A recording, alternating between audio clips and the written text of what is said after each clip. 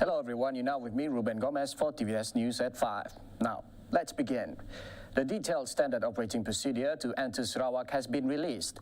State Tourism, Arts and Culture Minister Dato' Abdul Karim Rahman Hamzah said there are three main criteria for entry, namely police permit and enter Sarawak approval, a fully vaccinated status, and a negative RT-PCR and RTK antigen test result. Some of the important highlights which I want to point out down here. Firstly, before travelling, one must obtain the police permit for interstate or district travel and enter Sarawak approval for interstate travel. That requirement is still needed, but then I don't think it will be there for long because even KJ is already looking into interstate, how to do away with it, and we are also looking into that. So bear with us for a while. Tourists are also encouraged to buy COVID-19 travel insurance. Individuals who are yet to receive vaccination are not allowed to join tourism activities. And children below 17 years old who are not vaccinated must be with their fully vaccinated parents at all times. Meanwhile, public transport capacity are capped at 50% capacity. Throughout the stay, the individuals are responsible to monitor their own health by ensuring that their health risk level in MySejahtera is at low risk status. And they are also advised to seek treatment at the nearest health facilities if they exhibit COVID-19 symptoms after the tour. The government are ready to implement several plans to upgrade the internet access in Sarawak, including expanding the state's 4G network coverage. According to Minister of Communications and Multimedia Tan Sri Anwar Musa, Sarawak is currently at 80.84% 4G network coverage, which is lower than the national average of 94%. Anwar, who is also the Member of Parliament for Ketere, said Julau was among the areas to be upgraded, as the current 4G network coverage in Julau is only at 27.34%. The minister added that the government is planning to build 47 new telecommunications towers and upgrading 38 transmitter stations in Julau, where 3 transmitter stations had already been completed. He also stated that his ministry expects the transition from 3G to 4G coverage to be completed by the end of this year. Meanwhile, Anwar requests MPs whose constituencies are experiencing telecommunications coverage issues and require tower construction to notify him so that a study for infrastructure construction can begin immediately. Now we are entering a new era of the humanitarian and environmental crisis, centered around food and agriculture due to the pandemic. Coupled with the movement control order imposed, had caused disruption in the agriculture supply chain in Malaysia. As the country shifted to the endemic phase and various economic activities gradually resume, farmers need to understand the new way of farming over the conventional methods. Above all, to optimize their produce through innovation to cater for the demands in the market. Farming revolution through advanced analytical capabilities and constantly improvement of Internet of Things would enable each farmer capable to feed a wider range of people as compared to the conventional methods. As such, farming has become synonymous with the Dayak community in Sarawak. Serembu Assemblyman Miro Simo said it is time for the Dayak community to leave behind traditional cultivation way. Where we can produce more in terms of productions, in terms of yields and so on. So we need to emulate the modern way of farming rather than keeping the traditional way. Miro added the government, through the Department of Agriculture, should approach and prepare the local community in modern farming. Let them know the knowledge of modern farming so we can produce more agriculture product, high yield and high quality of product of agriculture. Miro also said that he himself has adapted to fertigations of watermelon and ginger, adding that modern farming could ease things and have better yield. Under the 5 years 12 Malaysia plan, efforts to accelerate the adoptions of modern technologies among farmers will be implemented. This is by encouraging farmers to utilize the big data analytic, Internet of Things, IoT, and AI, as well as intensifying usage of drones. A dedicated smart farming fund will also be introduced to support the accelerations of modern technology adoption in the agriculture. Ruben Gomez, TVS. You might be accustomed to the term TVET or TVET. It stands for Technical, Vocational, Education and Training, which is an industry with high demands to fill in. But did you know TVET has always been considered a second choice by parents and students alike? Why is it so? Our Assistant Minister of Education, Science and Technological Research, Dr. Anwar Rupai, has the details. TVET has usually been considered as a second choice by a lot of parents and by students. This is mainly because we cannot prove to the parents and the students that TVET is a good future in terms of employment. Okay, so in order to resolve this, there must be a very close working relationship between the companies and the institution. Okay, because if they do not talk to each other, then the companies will and the institution will not know what the companies want. And if the institution do not know how the company will grow, they will not able to supply the manpower. Recently, the federal government tabled an initiative that will give focus to science, technology, engineering, and mathematics or STEM subjects in order to prepare students for digitalization and the Fourth Industrial Revolution 4IR. Anwar has since then approved the Flex Pack program to all schools in Cebu that will enhance the learning experience of STEM subjects in school and also virtually. Therefore, Anwar hopes talks between the supplier and user, in this case institutions and companies, should be established effectively to eradicate a mismatch of employment. Institution, what type of jobs they require, so that there's no mismatch. Not unless you all do this, there will be a lot still going on unemployment between graduates and whatnot to say TVET, the vocational training. So to me, there must be a very strong platform. Di sini ada mengadakan platform berpusat bagi data penawaran dan permintaan TVET.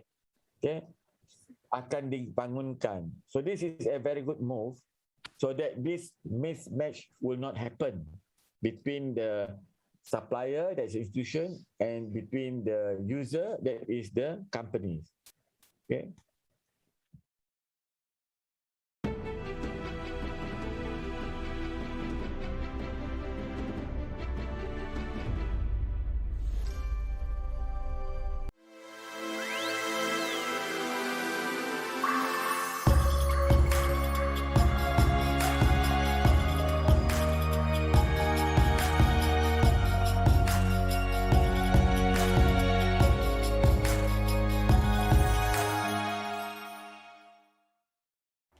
好不好看？帅不帅？问的不是我啦，问的是你对于这间屋子的居家园艺设计的这个观感好不好，满不满意呢？这一集呢要说的是一位前女建筑设计转战到这个园艺居家设计的这个领域，尤其是在疫情底下创业，到底困不困难，又难不难呢？请一定要收看星期六下午6点15分热爆新闻过后的疫情下的创业故事，一定要收看这一集，请锁定 Astro 频道122和 My TV。Ramainya yang ingkar PKP, banyak kita rugi ni tahu. Kena bayar denda, rugi. Kes naik, rugi. Masa, tenaga, rugi. Kita rugi, semua rugi. Patuh arahan. Kalau duduk rumah, lagi bagus. Bantu petugas barisan hadapan kita, okey? Ingat, amal 3W. Wash, wear, warn dan elak 3S. Tempat sesak, tempat sempit, sembang dekat-dekat. Jangan leka, terus waspada. Ingat, sama-sama kita jaga kita. Budayakan norma baru. bersama-sama kita putuskan rantaian COVID-19.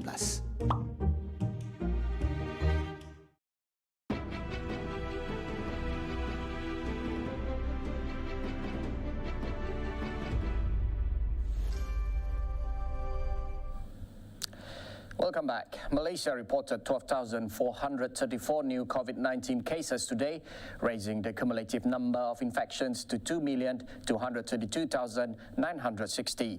Sarawak topped the list with 2,967 new cases, followed by Selangor with 1,392 cases and Johor with 1,289 cases.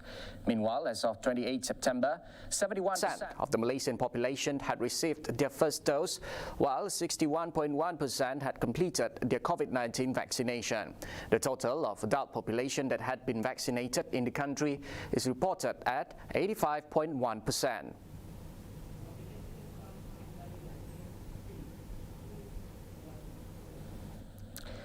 Now, Malaysian oil palm plantations are in urgent need of foreign labor. The industry has been a shortage of 75,000 foreign workers since last year. Since the movement control order was imposed on March 18 last year, intake of foreign workers had been frozen.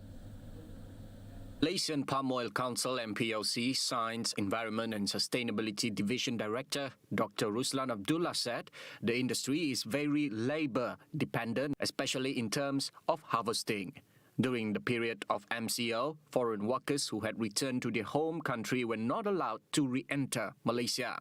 Ruslan said some initiatives have been taken by companies together with the government to ease the labour shortage and to allow the entry of foreign workers. And here's some foreign update. Former Foreign Minister Fumio Kishida won a ruling Liberal Democratic Party LDP leadership race on Wednesday, a victory that virtually ensures he will succeed Yoshihide Suga as Prime Minister within days. In an acceptance speech, Kishida vowed to lead a transform party in a general election due within weeks and continue to fight the COVID-19 pandemic, which has battered Japan's economy. 私は早速今日から全力で走り始めます。全国の党員の皆さん、そして国会議員の皆さん、ぜひ一緒に走っていただきたいと思います。 However, Kishida enjoys only moderate public support and has a bland image, and his victory could spell problems for the LDP in the election due by November 28. Kishida defeated former Defense and Foreign Minister Taro Kono, seen as an outspoken maverick, in a second-round runoff vote. Two female contenders, Sanae Takaichi and Seiko Noda, dropped out after the first round. You need to be carefully checking out the rubbish in the Monte Mario area of Rome, or you could get run over by wild boars. Sightings of wild boars trotting along the streets are not uncommon for northern Rome residents. Incursions of animals in front of buildings and schools are heating up, a major debate ahead of a mayoral election scheduled for early October. Local administrations have failed to implement effective management plans for the boars who have come to the city to get food from the large parks and the outskirts. The residents there complain that the wild boars, are rummaging through their bins and cause car accidents. Dogs bark as a mother and her piglet, snuffling loudly, rummage through the streets, walking in the road next to cars and avoiding Vespas. Mayor Virginia Raggi, as she seeks re-election, is struggling to shift responsibility for the capital's most serious issues, including wild animals, poor maintenance of pavements, and heaps of rubbish piling up everywhere in the city. Raggi has recently filed a suit against the Lazio region, which includes the Italian capital, saying it is up to the regional administration led by the centre-left Democratic Party to solve the issue. The Lazio region denied this, saying the management of animals outside of parks is instead up to the city councils. The BOARS doesn't seem to mind about the debate. They are happy with the easy pickings and maybe getting to scare a few residents.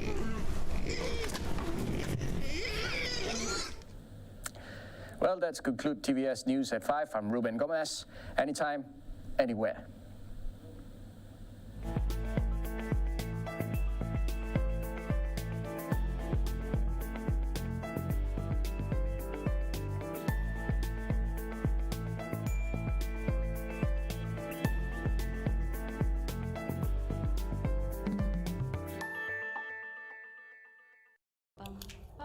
Okay, what's the problem?